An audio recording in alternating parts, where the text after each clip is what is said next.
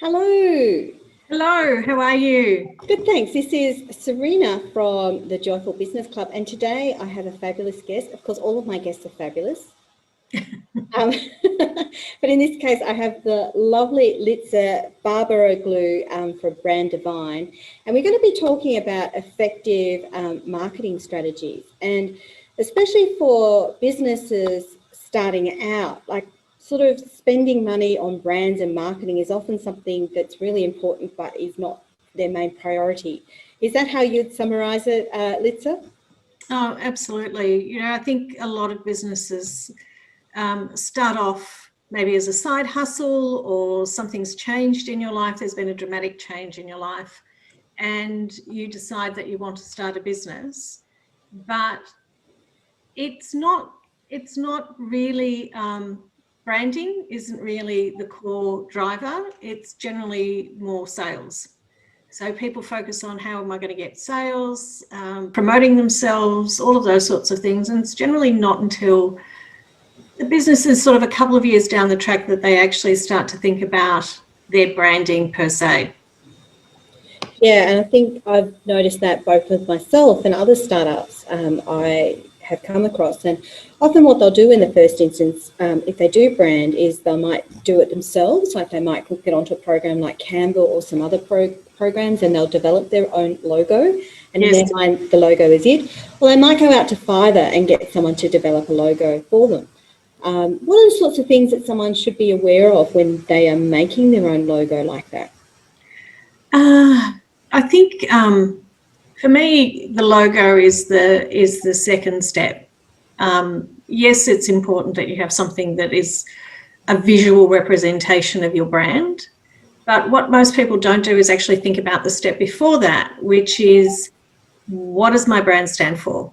Who am I? What story am I trying to tell to my potential customers? Yeah. And how do I express that in a concise and connected way? So my recommendation before you go to Canva, before you go to Fiverr, is to actually stop and think about how you want to be seen in the big wide world. And so there's a number of elements that I take my clients through when I work with them on their branding, and we then create their brand story. And once that's created, then actually creating your logo and your marketing materials and the consistency around that becomes very, very easy. Yeah, that makes sense, doesn't it? Like, you would think, for instance, with my third new brand, the Joyful Fashionista, like fashion, you want something blingy and so forth. But when I look at my target audience, it's a slightly older audience.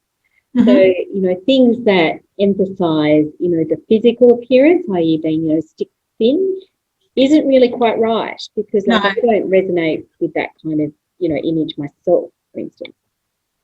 Yeah, it is. And I think, it's about actually going out and being clear about who you are, why you're doing what you're doing, and what you want to say about yourself, what you want to stand for. So, for example, the first thing that we start off with is, why do you do what you do? What is your brand purpose? And it's interesting, obviously it's not about making money. It goes much deeper than making money, because we all select a different vehicle to make money, whether it's the Joyful Fashionista, whether it's Brandivine, whether you own a cleaning company, it can be anything. But what I really try and get to is the core of, why are you doing this specifically? And so quite often I will probe with my clients, and I try and do it gently, because when you actually start to probe, sometimes you come to understand that the reason why people are doing this particular thing is because they have a deep held passion or a heartfelt belief or something that they're committed to emotionally. So you very gently probe to get to that point. And, people... I have had people give me goosebumps when they've told me their purpose, and I go straight back to that moment in my mind, and it's, oh my God, what you just shared with me was so deeply, deeply personal that I feel quite humbled that you've shared that with me. And The other thing is that once you've defined your purpose and you're consistent in how you then communicate that, that's what starts to build the fundamentals of trust. And we know from a variety of research projects completed over a number of years by organisations like the Edelman Institute and EY, that when you are trusted as an entity, then your clients are more loyal to you, your staff are more engaged, and you will get better referrals. So it's so much more than just a branding statement. Once it's actually embedded in your business, then you build trust and you start to get all of these benefits, which are not necessarily, not everyone will measure, but they do smooth the pathway for your staff and your clients and maybe your financiers, your key stakeholders, your suppliers, people that want to work with you. So it's the core of everything that you do in terms of your brand. Wow, thank you for sharing that. I mean, you're talking about getting goosebumps. I'm almost getting goosebumps because I think sometimes, the sort of bling you see about startups is, do this, create this funnel, do this quickly, send this out. These are the catchphrases that are really in right now. So it's a lot of this sort of, quick, instant thing. I don't think people usually talk about trust so much when starting out. No. Not at all. And, there are some organisations, the one that really comes to mind is the organisation that started off as Thank You Water, which had a very clear purpose when they launched, and they've since expanded their product range and they've actually taken water out of their range for environmental reasons. But they were very, very clear about why they existed, and I think very successful as a result of that. That's a great example, isn't it? Because I think they did a fantastic job. Yeah, and I've purchased their products because I've been to someone else's house where I've seen those thank you bottles in the bathroom, and I thought, what lovely people! They really care about the environment, and therefore I put them into Airbnbs because I want people to think, what lovely hosts! They really care about the environment. Absolutely, and that's where you've got trust and a really clear purpose and a really clear brand story. In some respects, your brand story it's like when you build a house. If you don't have a plan that the architect creates for you that the builder can build with, then the builder could build anything. And it's not going to necessarily be optimized in terms of where it faces, in terms of light or ventilation, or the bedrooms might be next to the kitchen and, the bathroom's at the other end of the house. So it is that fundamental piece around the architecture of your brand. Thank you for that. And as we started off by talking about, a lot of people in the startup phase, they don't have a lot of money. They just want to go and do stuff. What sort of advice would you have for people? What sort of, tangible, practical advice would you have for people who, perhaps don't have a lot of money, don't have a lot of time, but want to try and get some of those fundamentals right? I think it's like anything. You will never get it right first time round, and it will be an evolution. But I think that you can, once you put some thought into it, and it costs you nothing to think about it, it doesn't. It's free. We all have a brain, and, if you go into partnership with somebody else, then, you've got two people who can work with each other and bounce their ideas off each other, is to just use the structure to start to think about, well, if I was going to talk about my purpose, what would it be? What would be our brand values? What would we want to be known for as a business? Our brand name, what does our brand name stand for? Is it easy to understand? Does it make that customer journey a little bit easier? Or have we come up with this really amazing, hip, cool, hipster brand? Really, nobody understands anything about it. So there were some brands in the Interbrand top global brands, and they were called the Breakthrough brands. It was a few years ago. And one's called Seed Invest, which is really clear in terms of what you're going to be doing. The other one was called UNU, I have no idea what UNU means. And so what that does is it creates a barrier for me as a potential customer, because I actually have to go and find it and figure out what it is and then decide whether it's of interest to me or not. Whereas Seed Invest, it's like, oh yeah, I can invest in, small startups. That makes perfect sense. I understand it straight away. So you've eliminated a barrier. And that's what sometimes people don't even think about. They don't think about their brand name. That's a good point too, because sometimes when I see hipster brands, like my kind of feeling is, well, oh my God, I'm so old. I don't get it. I feel really unhipster, unfunky, unconnected to this brand. It mustn't be for me because it's only those cool in people and I'm not one of those people. Yes, absolutely. And it's even harder when they start to mix numbers and letters. It's like, really? That's great and it's cool and it's hip, but what you're trying to do is make the journey easier for your client, your potential client. So they're the three core things that we talk about.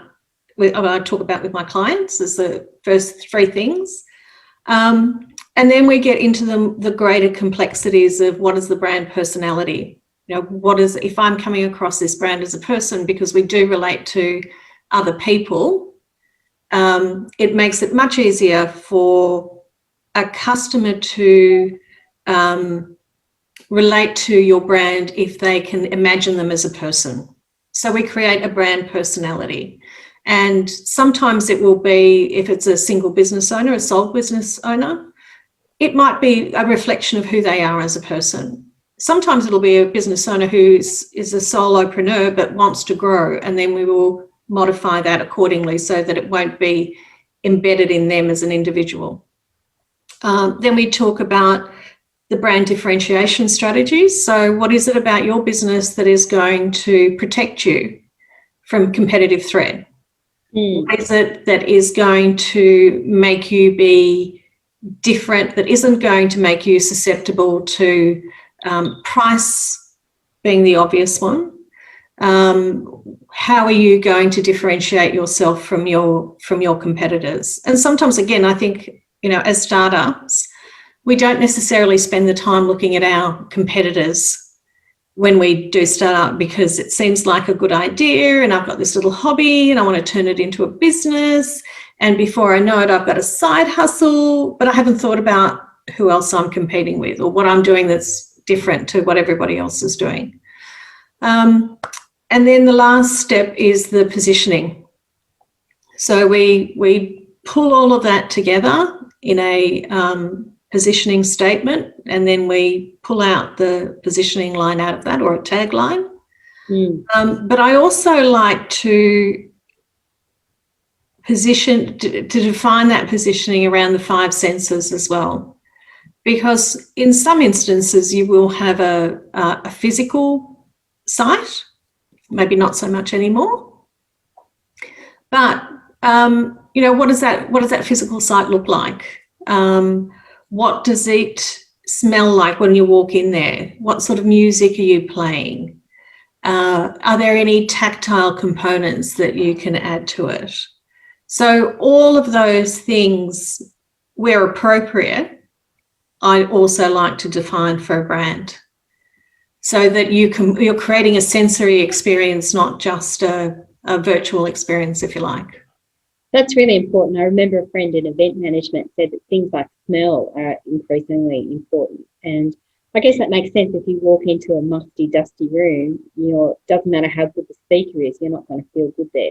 No, and you're going to feel uncomfortable for the entire time that you're in there. And music is the same thing. So, you can imagine if you were going into a yoga studio and they were playing heavy metal rock, not really congruent. So those are the sorts of things. I mean, they're extreme examples, but they are, sometimes the extreme examples are the easiest way to get people to understand the point that you're trying to make. Yeah. Now, I just want to pause here and acknowledge that there's some comments and some people online. Manjula has just said, brilliant tip. I'm not sure which one, Manjula, because she shared so many brilliant tips. You can comment on which one, but it was something you were just talking about, which is great. Alison Williams has said, love it, Litsa. Trust is vital for business. Values, both personal and business, are vital to keep us on track in all our goals. Once our values align with our behaviour, our clients know they can trust us to do what we say. Absolutely, absolutely. And there's a really interesting example. Zappos in the States have a customer, their reason for being is to make people happy. Now, they actually do sell shoes and clothes and other things online now. But when they started out, they only sold shoes. And they had their principles were, we will not employ anybody who doesn't fit with our value system. So they would have a very integral, detailed recruitment process. And what they would do, the last step of that process was they would bus them in, and from the airport, and they would bus them back. Now, it didn't matter how great they performed in the rest of the interview process. The person that had the final say in whether they got recruited or not was the bus driver. Wow, I love that, don't I? I just totally love that, because I'm sure that the arrogant, I've got this made ones were not the ones that the bus driver would like. That's right. And so depending on how they treated the bus driver was a key driver in terms of whether they got the job or not. And then if they employed them and they found that they didn't fit in with their value system, they paid them $2,000 to leave the company. Wow. So and I believe that since Amazon's bought Zappos, they now have adopted the same process.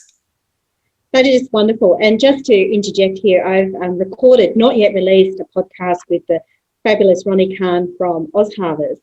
And in that podcast, she talks about how every one of her members of her staff, and they're quite a large organisation now, they now, I think, have an annual budget of 20 million.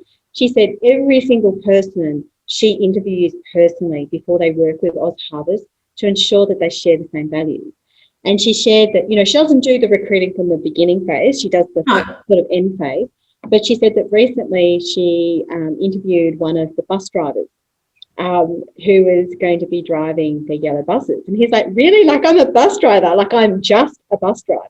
But she's like, yeah, but like they're interfacing with the charities. They're interfacing Absolutely. With the people who are giving away the food. Like, you're integral, and I have to know that, you share the same values as my company. I mean, and who wouldn't want to work for a company where the CEO talks to you personally? Oh, absolutely. And what it says is that as a CEO, she doesn't hold herself above the rest of her staff. Exactly. That made me think about something else, which was has gone right now. But it'll come back to me. Well, when it does come back, we've had quite a number of comments, and some of them I've lost down the thread, but, basically everyone thinks you're brilliant and you've been providing lots of insight. Sarah Hardy says, you have me thinking about how I can involve the senses when people come to my website. Manjula loved your tip about the sensory experience, so that was the tip that she particularly liked. Sarah loved that too, exclamation mark about the bus driver. And Alison said, fabulous philosophy. Amazon needed to improve their pay and condition for staff from all accounts.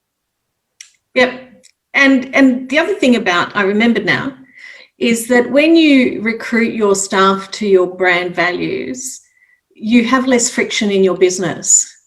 And I had a client recently who had recruited somebody, and I had been in a meeting with her before she actually started, and we'd had a conversation. One of the comments that she made just made me pull back, and I went, oh, this is not how we behave. This is not this is not aligned with my client's values.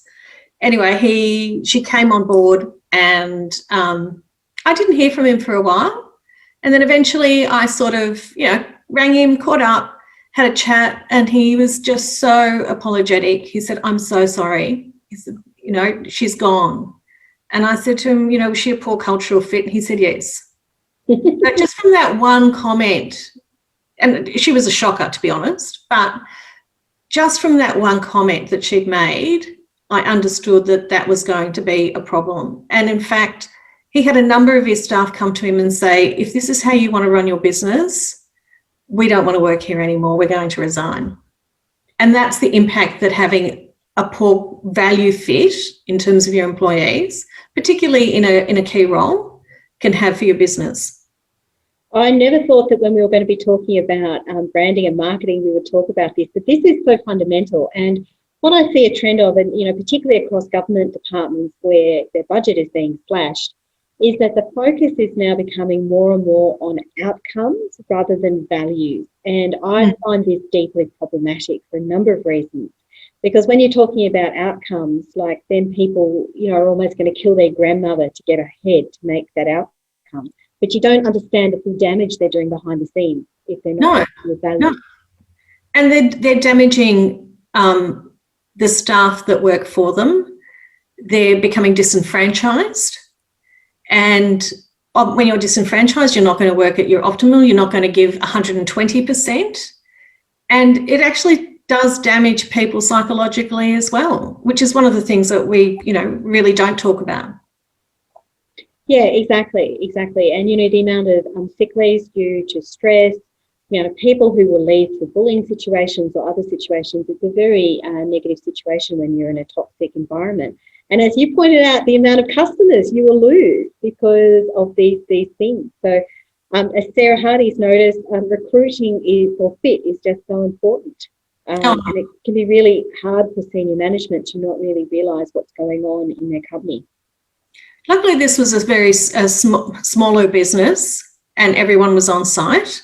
So it became patently obvious very quickly that she wasn't going to fit in.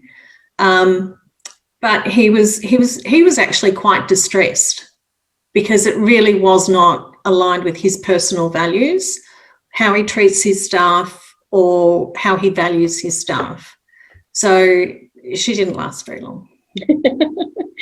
So now I wanted to ask a further question. I know we were talking about this earlier, and that is a brand just about a logo? And I know you're going to say no, but I know you're going to tell me this, but so many people, when they think about a brand, all they think about is that logo. What colours should I have on a logo? And that's sort of their sum total of their thinking about a brand. And I think it's understandable because they're not marketers. They might be accountants or they might be fitness trainers or they might be any number of things, but they're not marketers. So it's not surprising that people don't understand that before you get to that. But the logo is the visual representation of your brand.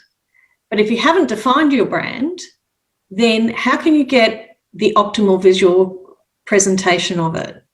So for me, it's like going back to that analogy of the house. You get your architect to draw up your plans so that everything's optimized and you're clear about what you want to do, how you want to do it, how you want to sound, and then you go and use that material to brief your designer.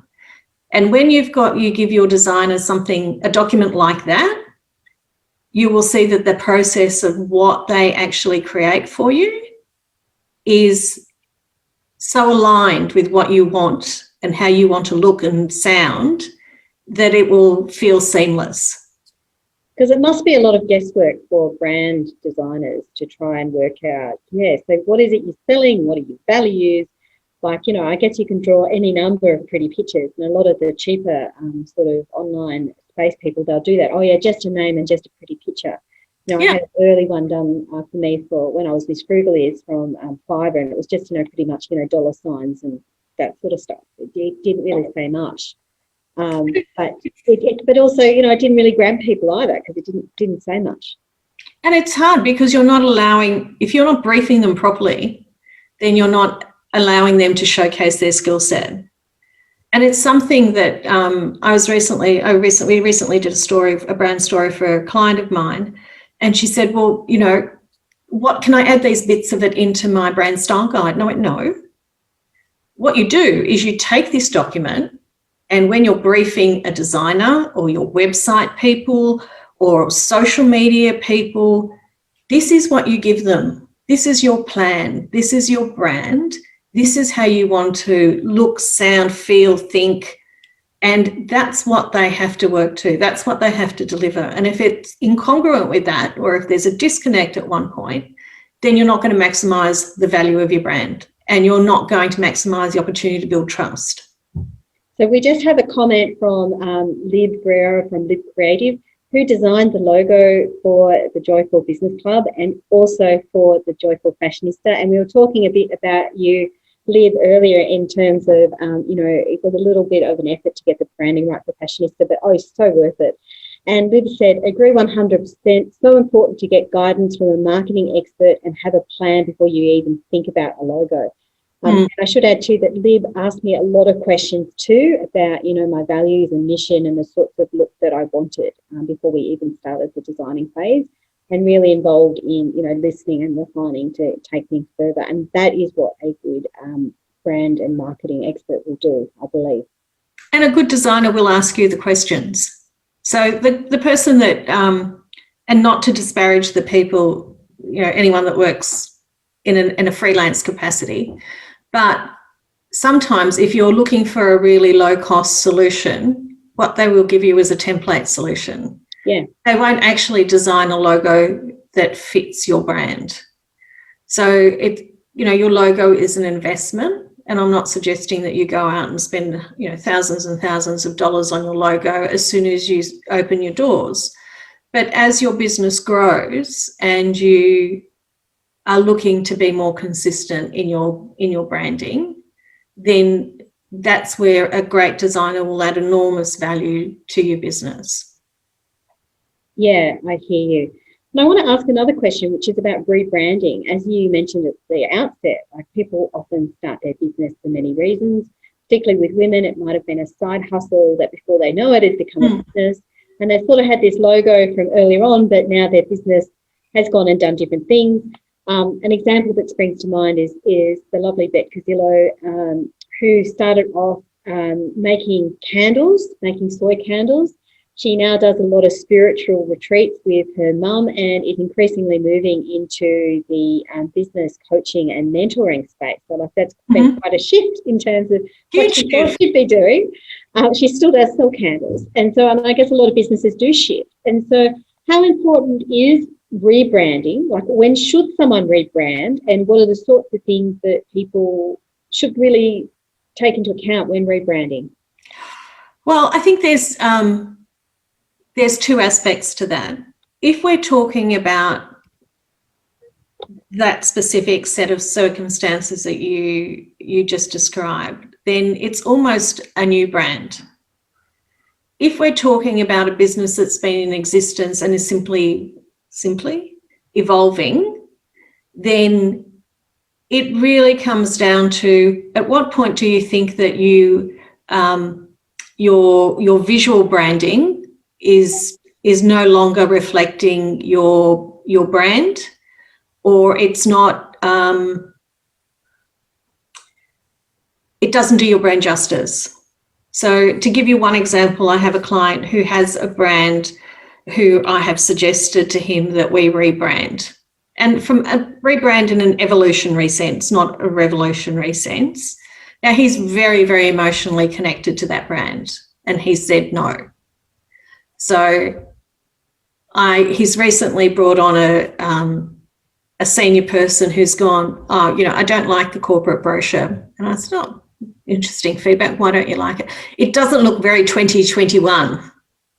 And I went, you're right, it doesn't look very 2021 because it's 1990. So it's a gentle process that you sometimes need to take people through as a marketer, because quite often we become emotionally attached to what we've created and had for a long time. So this is the sort of third time that I've heard this from him, from people that have worked for him. So we will revisit it, but it is a gentle process. I need to take him on that journey, because his business is actually, whilst it's a cleaning business, it's very high end with excellent operational deliverables. But the marketing side of it, in terms of visual branding, is really letting him down. It's not congruent with what he's actually delivering to his customers. So I need to have that conversation with him. Conversely, you'll see my brand on the whiteboard at the back. I actually spent about 7 years working in a business that actually produced printed clothing, printed promotional products, banners, all of that sort of thing. So very much merchandise. And when I decided to move away from that and go back to what was my expertise in terms of branding and marketing, I said to people, should I keep this? Should I? Somebody came and said, get rid of it now and use the new one. Sometimes other people can see things much more clearly than you can. So again, if you're if you're thinking about it, it's worthwhile talking to the people that surround you in your trusted network of people to say, what do you think? And quite often people will be honest with you because they care about your well-being. It's a bit like when you're going clothes shopping, you really need someone who's trusted, because some things you might think that clashing burnt orange with clashing green looks fabulous on you. And there's a time and a place too where you say, well, stuff it. This is what I like. This reflects me and I like it and I'm going to wear it. And there's other times when your best friend will say, you know what? Nah, look, it's really, really ugly. You really don't want to be wearing that in public. Absolutely. One who you really trust to be honest with you to tell you that. Because that's right. It isn't going to. Yep, absolutely. And I think that asking other people is a really good way of getting feedback, whether that's your customers, whether that's your network, it's your staff. We have a lot of experience and knowledge surrounding us that we don't always leverage to get the best outcome. Exactly. And would you believe we've spoken for over 30 minutes already? I don't believe that. And the time has gone so quickly. And we've had so many great comments about, just how valuable your advice has been. And I know there's a number of people here in the startup phase. Alison, just to conclude, to share what she said, that was my take too, Litsa. My website was very fuddy-duddy. I've now brought it into the 21st century with format and white space that's more appealing to my niche.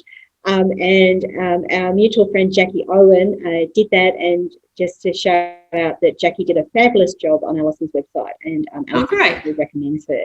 And I highly recommend Jackie as well. She's very good at what she does. So Litsa, how can people find you and what you do and connect with you? The easiest place to find me, or the two easiest places to find me, are on LinkedIn, and I regularly post on LinkedIn, so just Google my name and you'll find me on LinkedIn. And the other is on the website, which is www.brandivine.com.au. And I think there's also, for people who are interested, I've actually created a sample of what a brand story looks like, because sometimes we need some physical interpretation of a concept. So if people want to access that, I think I'd be happy to put the link in the comments and share it with people. Please do put your links in the comments. Litsa has also drafted a blog post, which I'll be putting up soon, which sort of summarises, I think it's the 5 or the 6 elements, the 6 elements of branding, and it's based on a conversation she's had with someone who just wanted her to do a logo and hadn't really thought of all the other elements, and it is a very useful document. Sarah said, yes, please, in terms of you sharing her details. And Andresa said, I love especially the last few minutes about letting go of a previous identity when we evolve. Yeah, that's a big one, Anne, and I know you evolved yourself with the baby directory, and you've also had Jackie Owen as your website developer, and she's done a great job. Manjula also wants your details, so you better put them in, Litsa. Thank you, I will. Thank you so much for sharing your wisdom. Thank you for talking. It's been lovely. Thanks. Thank you very much. Bye.